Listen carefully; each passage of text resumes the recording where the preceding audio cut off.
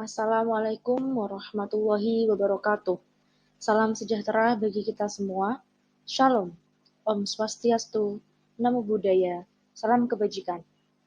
Perkenalkan, nama saya Arini Kamalia Putri, mahasiswa jurusan Hubungan Internasional Universitas Wahid Hasyim Semarang.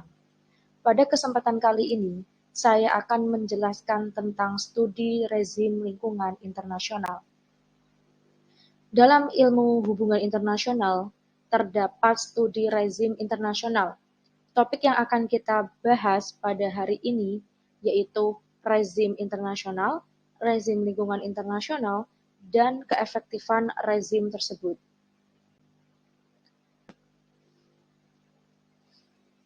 Lalu, apakah itu rezim?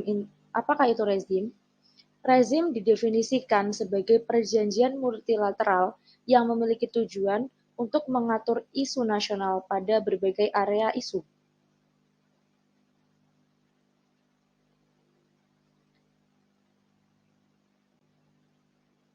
Lalu, apakah itu rezim lingkungan internasional?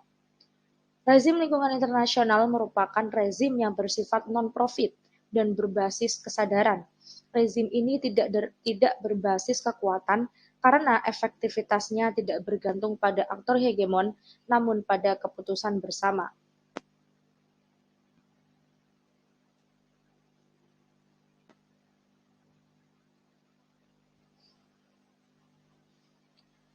Awal kemunculan rezim lingkungan internasional. Isu lingkungan hidup pertama kali diangkat sebagai agenda dalam hubungan internasional pada tahun 1970-an.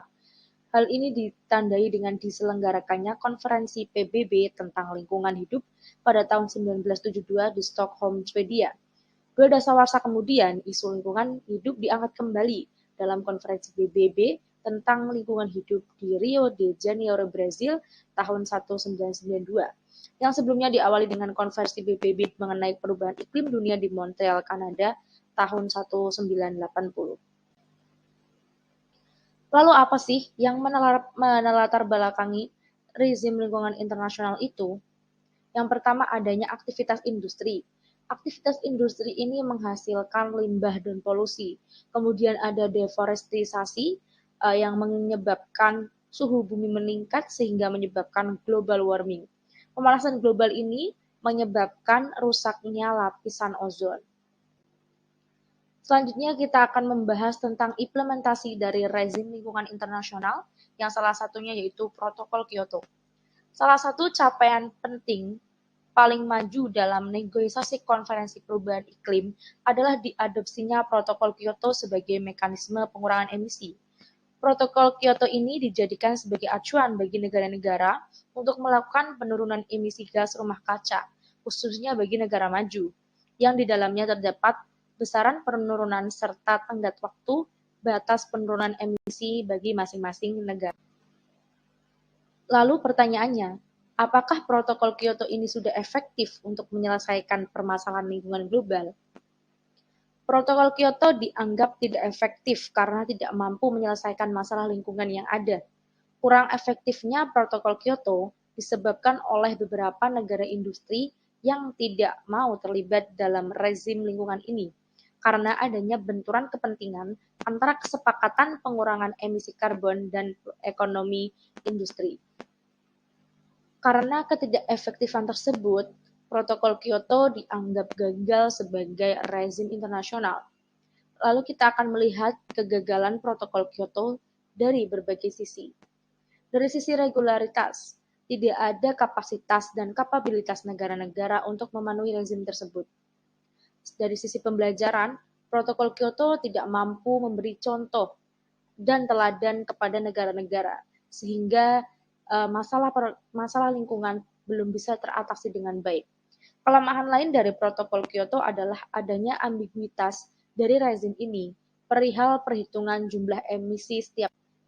Jadi kesimpulannya, dari rezim lingkungan internasional, efektivitas rezim bisa diketahui bersamaan dengan keuntungan yang bisa didapat oleh anggota rezim. Masalah-masalah yang timbul dalam lingkungan domestik terangkat menjadi isu global yang diharapkan bisa ditangani secara efektif melalui kerjasama dalam rezim lingkungan internasional. Rezim lingkungan internasional sangatlah berpengaruh dalam kehidupan sosial politik dunia di masa sekarang ataupun masa depan.